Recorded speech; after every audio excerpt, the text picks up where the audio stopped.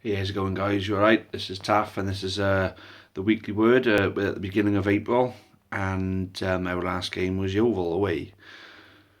Right, um, it wasn't a good game of football by any stretch of the imagination. It was a very, very poor game of football. We were bad. Yeovil were worse. Yeovil got the lucky break with a penalty, which is not a penalty to me, not even close.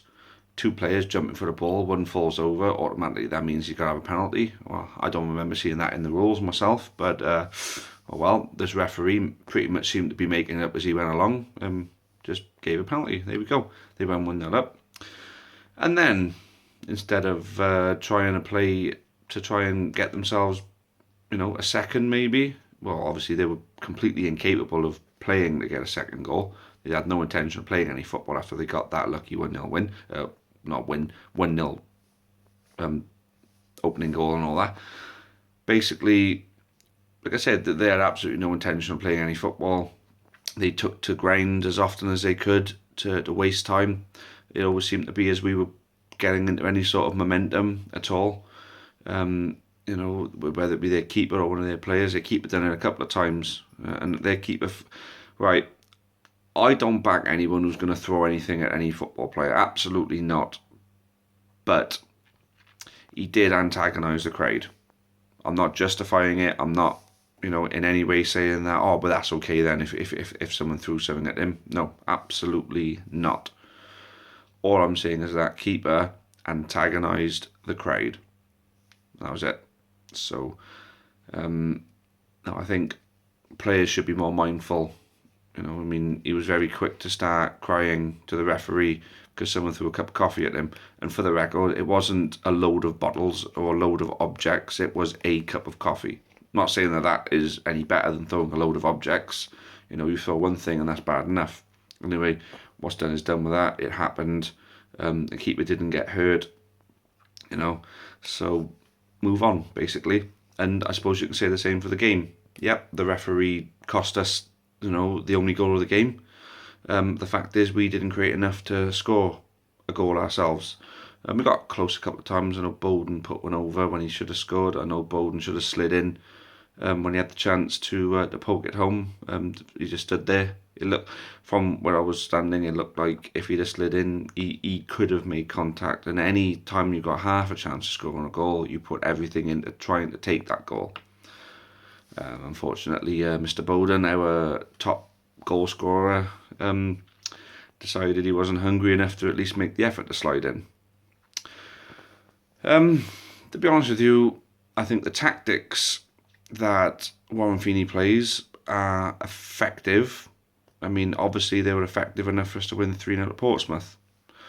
For me, I think the effort and commitment hasn't been there in the last 4 games. We've lost the games down to laxy-daisy mistakes, not taking chances, and not making the most of openings. I was watching the Barcelona game tonight, and what I liked about Barcelona is the fact that they kept putting Atletico's defenders under pressure. They kept the ball moving into the area.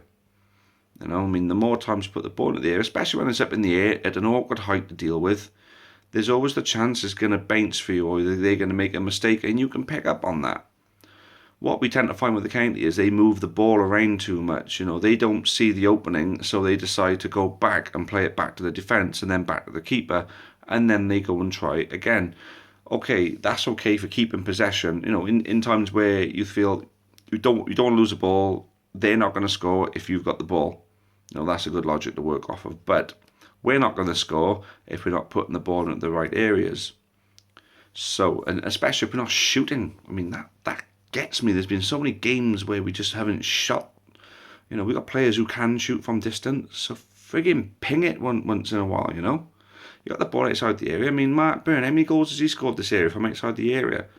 Ping the frigging thing. Test the keeper. At least make it look like you want to score a goal. But Yeovil, we were guilty of it there. We were guilty of it against Accrington. Northampton, we weren't guilty of it. Right, a little bit maybe, yeah. We did play it around a little bit too much sometimes, but we were attempting. We were being brave. that's the one thing about the last two. We've not been brave enough. I mean, Bristol Rovers, there was just nothing there at all, you know. Where we beat Bristol Rovers, we had a hint of good fortune. Obviously, the first goal was an own goal, the second goal was a mistake from the keeper, and then we hit two from outside the area, and then we made it 4-1. They scored four good goals. They the fourth one was an error. Yeah, the fourth one was a bad error, but the player capitalised on it. You know, in the same way as Zach Ansah capitalised back up there. But they were good value for their win. I mean, I'm not saying we weren't good value for our 4-1 win down there. I think, but they were better value for their 4-1, which could have been more than 4 than what we were down there. Whether that's of any relevance to anybody, I don't know. But for me, the desire just wasn't there with Rovers. I think someone forgot to tell them that it was actually a derby. Yeovil. I've got to be fair, their fans were great before the game. You know, we went to their tent, we had like a 50-50 draw, a good little bit of banter, but really, really friendly, you know, nice people. So fair play. Yeovil, your fans, you know, great people. Your team are not the nicest footballers in the world. It's obvious what they're set out to do. They got the penalty by taking a tumble, and then Sean Jeffers, our old player, actually went down in the box without even being touched, looking for a penalty. I don't recall him doing that with us. If he did, someone correct me, and I'll hold my hands up and say, yeah, alright, I was wrong about that one. But I don't recall him cheating when he was playing for us. Whether that's, you know, the county specs, you know, the amber tinted specs I've got, you know, who cares? You know, I don't recall Sean Jeffers cheating when he played for us. He attempted to, and he was one of those who went down to ground really easy as well. You know, just to milk up time, just to slow the game down and break up the momentum we were gaining. But I don't like it when we lose games like that, especially when there's a complete injustice, which there was with the penalty. What can you do? You just got to move on to the next one. The next one is, in fact, Cambridge. Our opening game of the season when we lost 3-0, and I thought we were unlucky. They got their opener from a corner where it should have been a free kick. As our player was trying to clear, he got taken out, and they ended up getting the corner instead of us getting a free kick. They scored from it. They probably would have gone on to win the game anyway, but you never know, do you? But hopefully, what I'm thinking now is where we've had so many bad decisions all season, we've only really had one or two dodgy ones in our favour. Maybe this, you know, could be the game that we end up winning, you know, maybe getting a bit of luck that we deserve. And then, you know, for me, that's as good as us being safe then. You know, we win Saturday, we're safe. You know, we're pretty much mathematically safe if York lose as well. And Dagenham lose. Dagenham are clawing it back. I think they won 2-1 tonight. They were 2-1 up. I don't know if it finished 2-1 or not. I haven't checked yet. I'll find out after this blog. But, right. The one thing I wanted to mention, I've only got a couple of minutes, so I'm going to talk about it. People on the message board have seen that I've been quite vocal. If you see me on Facebook, I've been quite vocal over the video that's been put out of the trouble that we had at Yeovil. Now, I was in amongst this trouble, mind. I was right in the thick of it. I was physically trying to stop John from lashing out at the steward. I actually went to grab to try and hold him back, but unfortunately I couldn't get a grip of him. What I saw as I approached there was the one steward asking the guys to stand back. Now, the one lad, Scratchy, was there having a go at the referee, as he does pretty much every game anyway.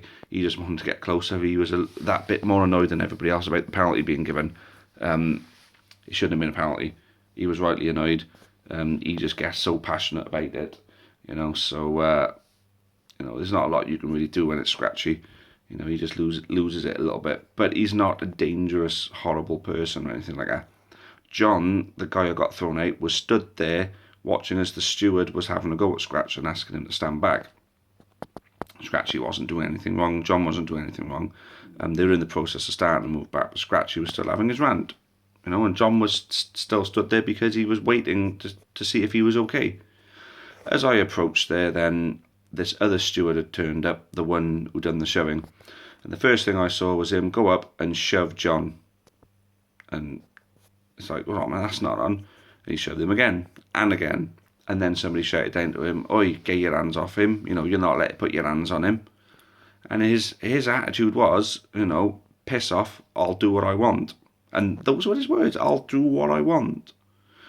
Like, you can't do what you want. You've got guidelines to follow. You're a steward at a football match. You're not a bouncer. He looked like he was somebody that had done bouncing on the Friday night in Yeovil or something like that the night before and come to the football to earn a few extra bob.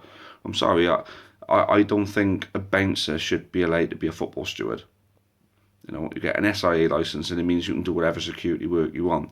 Now, I think you've got to be trained up in different security fields. Personally, that's my personal opinion, whether it would work or whether it's right. But being a bouncer, you're going to have a more hands-on approach, and you're not allowed to have a hands-on approach at a sporting event. It's against the rules. And John was getting shoved, and I clocked about 4 or 5 times that he was shoved by this steward, and he was pushing him back, physically putting his hands on him and pushing him back. This antagonised him, and he swung for him. He shouldn't have swung for him. That's one thing I'll say. He should not have swung for him. But that steward was there looking for trouble, because when he came back in, he was bragging about it. He was bragging about getting someone thrown out. He was bragging about it, and he had a smug smile on his face. Then a few of our fans took to having a go at him, and he was moved to a different part of the stadium. And I wonder why. Well, there you go. That's where my words are, and it's disappointed me to see our own fans who weren't there taking what they saw in that video, ignoring the fact that the guy was getting pushed by a steward, just looking at it, he's just because he's had a couple of drinks, he's a bad person. It just does me, that does, So, people need to get a grip, really. Anyway, cheers for watching again, guys. Obviously, we've lost 4 on the bounce. We've got to stop the rot. We got to win now. And that'll see us through, no problem. We're not going to go down, but we just want it to be rubber stamped now. We want to know 100% that we're going to be in League 2 next season. So, yeah, thanks again for watching, and I'll see you all Saturday up the county.